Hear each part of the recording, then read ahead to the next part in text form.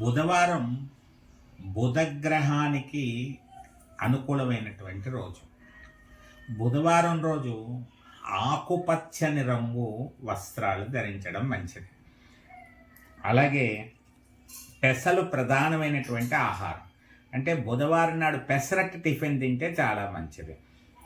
మనం పూజలు చేసేటప్పుడు పెసలు నైవేద్యంగా, నానబెట్టిన పెసలు నైవేద్యంగా పెట్టినా చాలా మంచిది.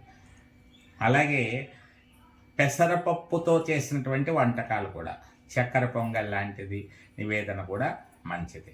అలాగే కొత్తిమీరి కాస్త నోట్లో వేసుకుని బయటకు వెళ్తే కార్యక్రమాలన్నింటిలో విజయం సిద్ధిస్తుంది అని చెప్పబడుతోంది. ఆకుకూరలు బాగా తినాలి బుధవారం నాడు, అంతా గ్రీనరీగా ఉండాలన్నమాట.